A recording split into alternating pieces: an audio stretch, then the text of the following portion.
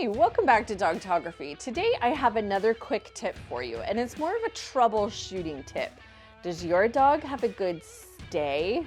Do you have any problems with getting your dog to stay in position while you back up to take a photo? If you do, I have some tips and tricks today from my professional career as a dog photographer to share with you, so stay tuned.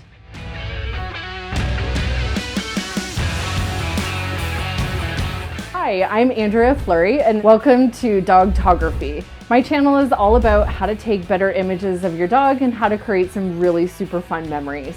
I walk you through different tips and tutorials and techniques.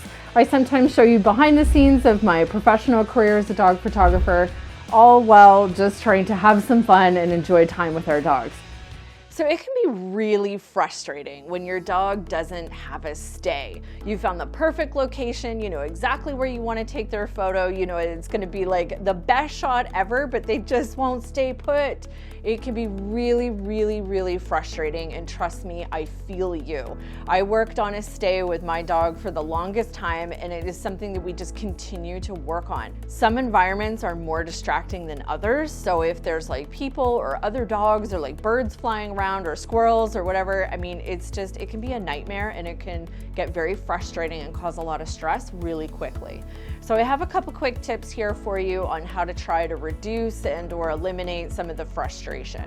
Tip number one would be to put your dog up on something. So find a bench, a log, a tree stump, a surface of some type that is lifted up off of the ground.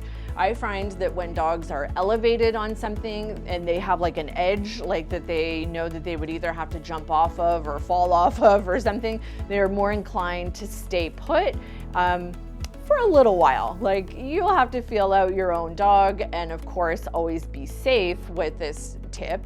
But I do find that, you know, putting them up on something that they know they can jump up and down from, it still just gives them like a perch or a platform to sit on, and I do find that that helps hold their stay for a little bit. My second tip would be to tether them to something. Now, I've used this a lot. So back when Asher was a puppy and we would go somewhere where I knew I needed him to stay put, I remember going to the cherry blossom trees, and I took a long line with me, so a long, thin black line, and I actually had a tether. So it was like a metal corkscrew thing that I would screw into the ground and tie his leash to it. I wanted to be very specific with where I was placing him for these images. I wanted him to be like to the left or to the right of a cherry tree. So I had to be really specific and keep the leash kind of short. So you can do that. You can just carry one of those in your backpack with you, one of the corkscrew metal tethers, get them on Amazon. Or you can tether them to a street light, a post, a tree, a whatever. And then often what I find works well with that is, say you have them tethered to a tree, is that they will want to walk to the full length of whatever leash you give them. So have them, you be in front of them, call them towards you, and then they kind of can't go any further, and they're kind of more likely to stay where they are.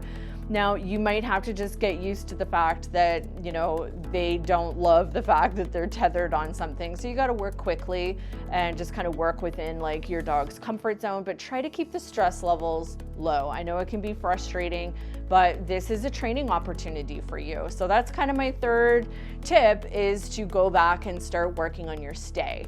I think it's possible for every dog to work on a stay. Now I'm not a dog trainer, so find yourself a dog trainer and learn how to do it, and learn how to do it right. So working on a stay in your home with no distractions, and then working in your backyard with maybe a little bit more distractions, and then working out in a park or somewhere out in public.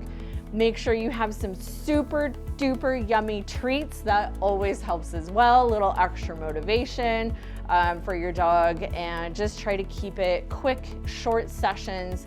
Don't let the frustration and the stress build up, or it will impact you and it will impact your dog as well. And then they will start to hate having their picture taken, which we don't want at all.